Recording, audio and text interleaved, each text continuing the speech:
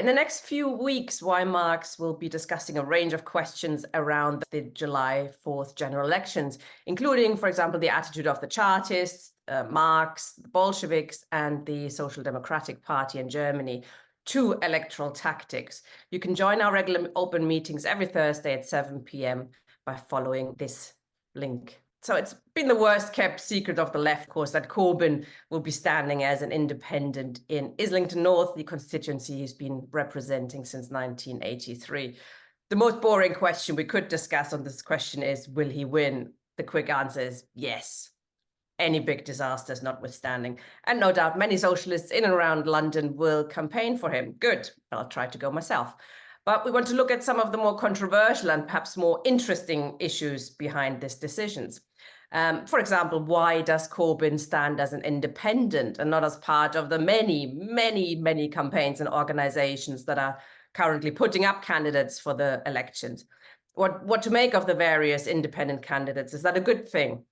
And what is Corbyn likely to do after the election? What kind of party, if any party, will he join or form? And what should our attitude be to such a party? So welcome, Ian. Why do you think Corbyn waited so long to announce his candidacy? I think he's wedded to the Labour Party even now. He was always just purely a Labourite MP. His great mentor was, of course, Tony Benn, and it's in that sort of spirit of state socialism, as it were, that his political heart lies. I think he was hoping to do a Ken Livingstone, to be able to be independent but rejoin. And I think even now, if they'd up to the last minute, if they'd allowed him to rejoin, I think he would have done. I don't think he's capable of breaking with Labourism, and I think any organisation that he forms after the election or joins after the election will be Labour Party 2.0. What about the way he led the Labour Party? There were various issues problems there, weren't they? The fact that he didn't seize the bull by the horns with regard to the kind of fatuous nonsense of the accusation of anti-Semitism was the main problem. How anybody could believe that a person who spent his entire life fighting racism would be anti-Semitic or would tolerate anti-Semitism. In all the years I've been on the left, which is over 50 years now, one way or another, I've never actually met anybody who was genuinely on the left who was anti-Semitic. A few of them were stupid and couldn't draw a proper distinction between Judaism and Zionism. But that's not the same thing. These were not people who are hostile to Jewish people as such. And Corbyn should have actually stood where he always has done in defence of the Palestinian people and making the perfectly reasonable point that to be critical of Israel is not anti-Semitism. Absolutely. Also, one of the problems was that he didn't take on the right, not just on that question, but all sorts of other questions when it comes to the democratization of the Labour Party, for example. Yeah, absolutely. He had the opportunity really to seize the Labour Party for the working class. For a longer time, for not just with him as a leader, right? Absolutely. And that could only have happened if he democratized the Labour Party. To, for example, have the mandatory reselection of MPs. The fact that he wasn't prepared to go so far as to split the party meant that he would never be able to do it. And the right are always ready to split the party rather than see a left-wing Labour Party. But he had the opportunity to split the party and make the 500,000 members strong a real force for change in Britain, but lacked the political courage or the political understanding to do it. And now he's standing as an independent. Lots and lots of independents are standing, around 120 already, including Andrew Feinstein, for example, very good comrade, and we should vote for him, etc.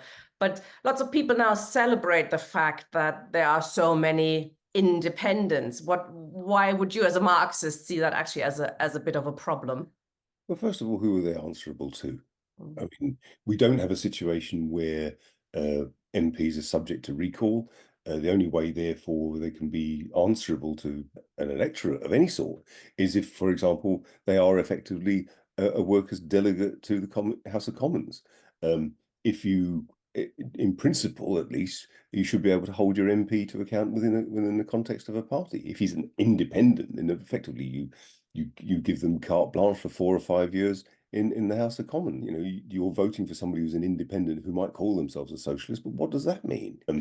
There's And also loads of independents standing against each other. In Newham, I understand there's currently 9 for 3 seats, plus the Workers' Party, plus the Socialist Party's electoral front. Tusk is putting somebody forward. I mean, this is just going to be a Wild West, isn't it? Yes, you might as well stand for the Popular Front of Judea. It's frankly absurd. The fragmented and atomized nature of the left is a reflection of the fragmented and atomized nature of the working class, which is yet really to come into being as a collectivity. But there are signs that it is. I mean, who would have thought, even just a year or two ago, that there would be a worldwide mass movement of solidarity for people in Palestine? That doesn't make it automatically a left-wing movement, but it does show the potential for a worldwide collectivity. Sure, but we also had millions of people out on the streets against the war in Iraq, and you know, you let them up the hill and then they were let down again and nothing happened. No organization was formed afterwards. And that sort of the last topic we probably going to want to discuss now is collective, which seems to be the most likely organization that springs up after the elections and will sort of, it wants to become a party. Corbyn seems to be involved in the background. All sorts of other groups are involved. What do you make of that organization then? It's surely a good thing the left's getting together. It will be if it's of the left. It'll be interesting to see whether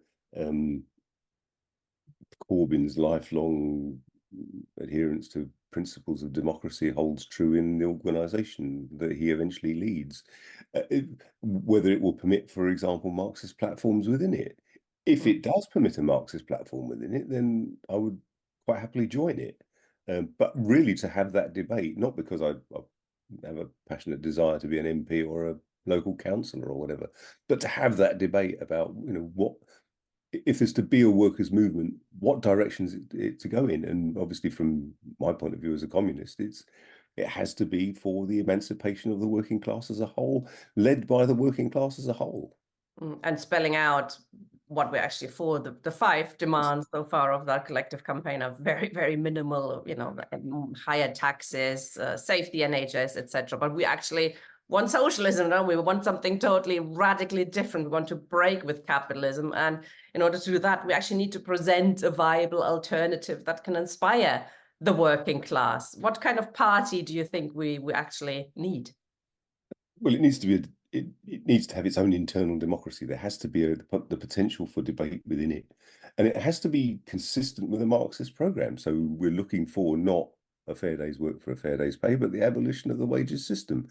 Internationalism. It's absurd that the government is spending millions of pounds on the ridiculous Rwanda scheme, which would actually it would be more cost effective just to simply say, if you've shown the courage to get here, here's the opportunity to find work, to join a union, and fully integrate into society.